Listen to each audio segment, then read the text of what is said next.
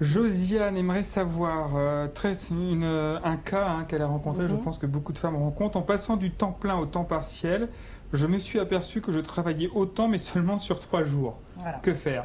C'est très fréquent. C'est très fréquent. Et alors, les 4/5e, c'est encore pire. C'est-à-dire que le 4/5e de temps dégagé par la salariée n'est pas remplacé. Donc, elle a la même charge de travail, simplement, elle doit le faire sur 4 jours au lieu de 5 jours. Donc, ça accroît la pression. Et donc, elle est plus fatiguée, etc.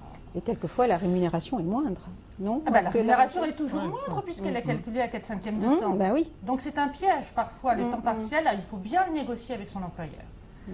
Bien prévoir quelle va être la charge de travail au moment de son 4/5e, éventuellement avec un avenant au contrat de travail, une fiche de poste, une fiche de fonction qui détermine de quelle fonction elle va être dégagée sans pour autant perdre l'intérêt au poste. Donc elle va être soulagée en quelque sorte pour bien rester dans son 4/5e, de façon à ce que ce soit un véritable 4/5e et qu'elle ne soit pas obligée avec son ordinateur portable de travailler de la maison pour compenser.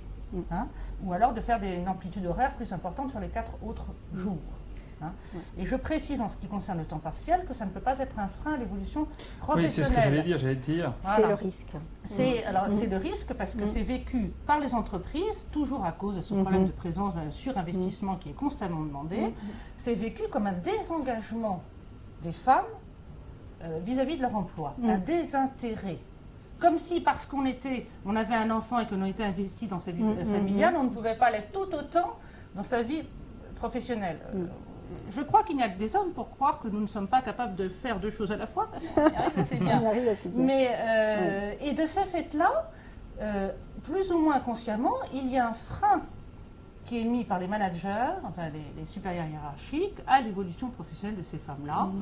Elles obtiennent un peu moins d'augmentation, un peu moins souvent, voilà, et des postes un peu moins intéressants. Et voilà comment on arrive après avec des retraites minables.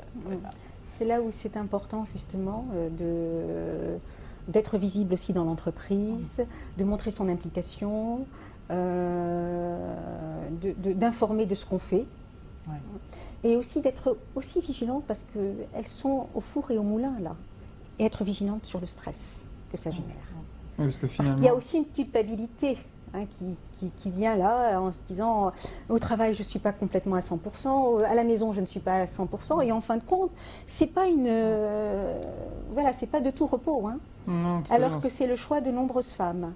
Donc comme vous le disiez si justement, le contrat en amont avec sa direction est importante, et le contrat aussi je dirais au sein de sa propre famille est importante. Pas parce que je travaille à temps partiel, que je ne vais pas avoir d'aide, que je ne vais pas impliquer mon époux. Donc, comme vous le disiez si justement tout à l'heure, on a besoin des deux.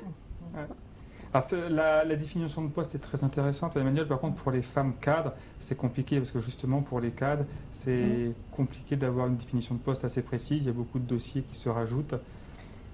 Oui, donc vigilance accrue. Vigilance accrue, Oui.